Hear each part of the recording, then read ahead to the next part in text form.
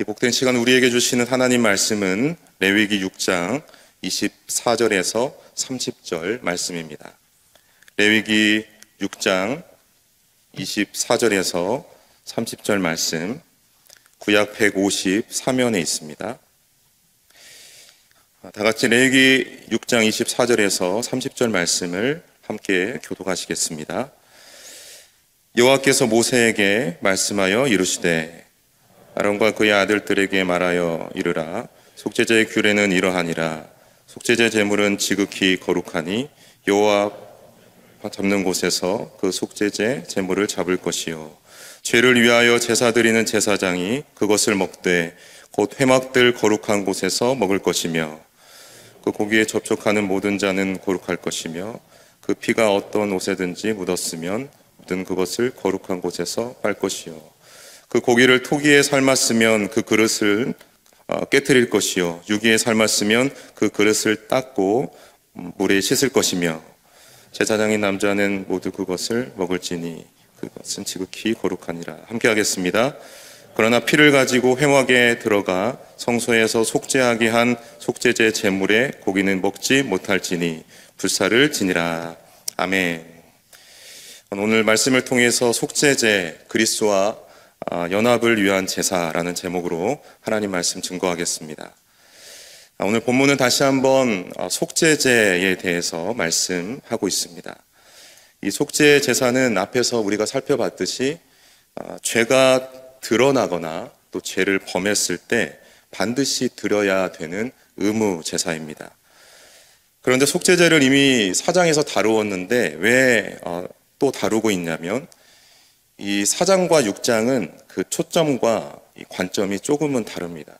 4장에서는 속죄제가 무엇이고 이 죄를 지은 이 백성들의 입장에서 이 속죄제를 어떻게 드릴 것인가에 대한 내용이었다면 오늘 6장 말씀은 이 제사를 집행하는 이 제사장의 입장에서 이 속죄제를 어떻게 드릴 것인가에 대한 내용입니다.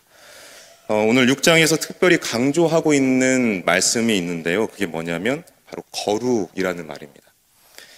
이 속죄제가 무엇인가라고 했을 때 이 속죄제의 목적은 거룩을 위한 것입니다. 오늘 25절 말씀을 우리 다시 보시면 아론과 그의 아들들에게 말하여 이르라. 속죄제의 규례는 이러하니라. 속죄제 제물은 지극히 거룩하니 여호와 번제물을 잡는 곳에서 그 속죄제 제물을 잡을 것이요. 여기 보시면 속죄제 제물은 지극히 거룩하다라는 그 말씀을 하고 있는데 이 지극히라는 말이 뭐냐면 히브리어로 코데시라는 말인데 이 뜻이 뭐냐면 거룩하다라는 뜻입니다. 그러니까 지극히 거룩하다 이 말을 직역하면 거룩함의 거룩함 이런 뜻입니다. 다시 말해서 거룩함 중에 거룩함이라고 할 수도 있고 가장 거룩한 것이라는 뜻으로 이 거룩함을 강조하고 있는 말씀입니다. 오늘 짧은 이 본문 안에 이 거룩이라는 단어가 무려 몇 번이나 등장하냐면 5번이나 강조되고 있습니다. 25절 말씀에 보면 속죄제 제물은 지극히 거룩하니 라고 하고 있고 26절에는 거룩한 곳에서 먹으라 27절에는 모든 자는 거룩할 것이요 또 거룩한 곳에서 그 옷을 빠르라 라고 하고 있습니다. 그리고 29절에서도 다시 한번 반복되고 있죠. 지극히 거룩하니. 속죄제와 관련된 모든 행위에는 이 거룩이라는 단어가 포함되어 있다라는 것을 볼 수가 있습니다. 그럼 왜 거룩에 대한 이야기를 계속 하고 있을까요? 그 이유는 거룩한 신랑을 맞이할 이 신부의 자격이 바로 거룩함이기 때문입니다. 왜 속죄제가 필요하냐면 그것은 신랑 되신 주님과 신부된 우리가 만나기 위한 방법이기 때문입니다. 하나님께서 뭐라고 말씀하셨죠? 내가 거룩하니 너희도 어떻게 하라고 하셨습니까?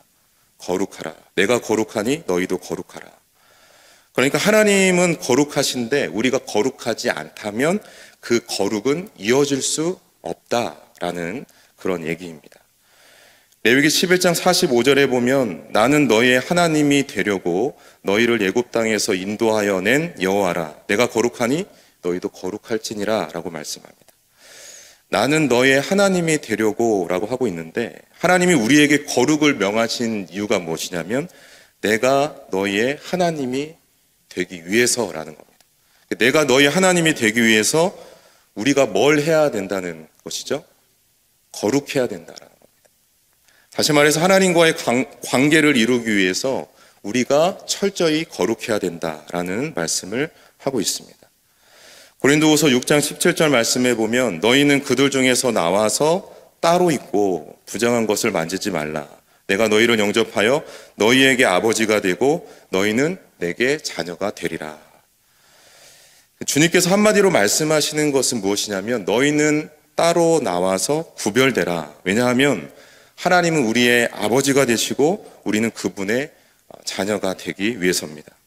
하나님이 우리를 지극히 거룩하게 하시는 이유는 바로 하나님이 우리의 아버지가 되시고 우리는 그분의 자녀가 되는 그 하나님의 관계 속에서 우리를 만나기 위한 하나님의 뜻이라는 것이죠.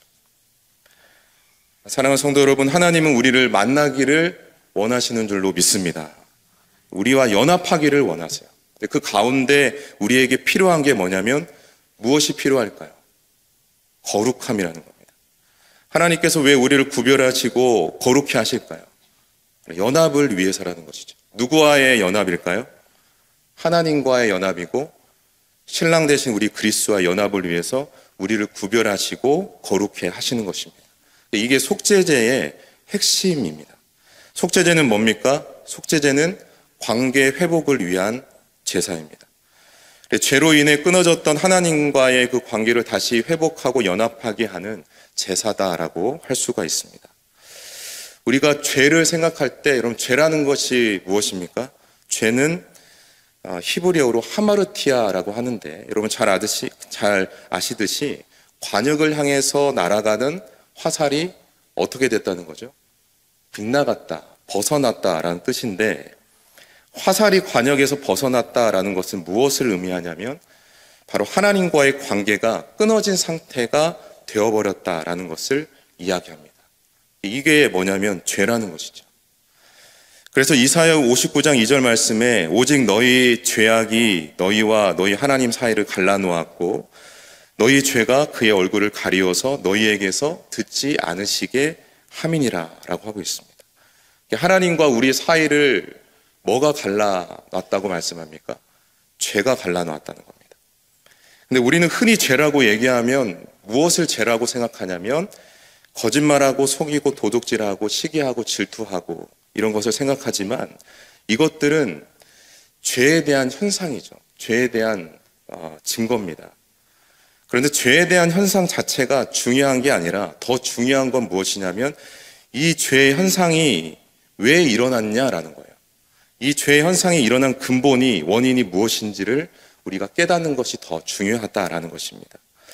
이 죄의 현상이 일어난 원인, 그 근본이 무엇일까요? 바로 우리가 하나님과의 그 관계에서 끊어졌기 때문이라는 것입니다.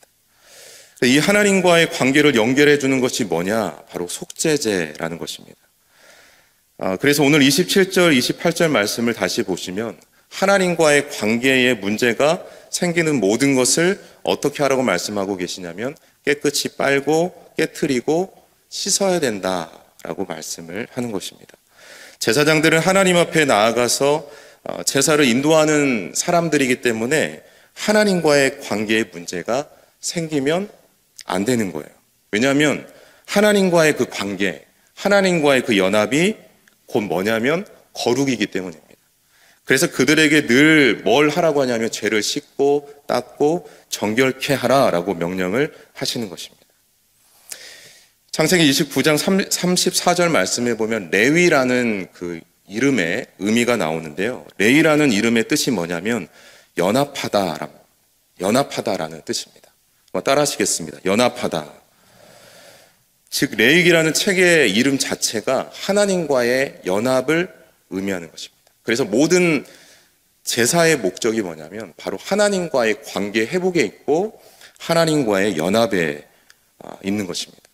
그러므로 신부된 우리가 신랑 되신 그리스도와 연합되기 위해서 날마다 힘써야 될 일이 무엇일까요? 죄를 깨끗이 씻고 닦고 정결케 해야 된다는 것입니다. 오늘 27절, 28절 말씀에 피 묻은 옷은 거룩한 곳에서 깨끗이 빨라고 말씀하셨고, 또 토기 그릇은 어떻게 하라고 하셨습니까? 깨트리라. 왜냐하면 토기는 흙으로 만들어졌기 때문에 거기에 고기를 삶으면 어떻게 될까요? 그 냄새가 배어버리게 되는 것이죠. 그래서 다시 쓸 수 없기 때문에 완전히 깨트리라는 것입니다.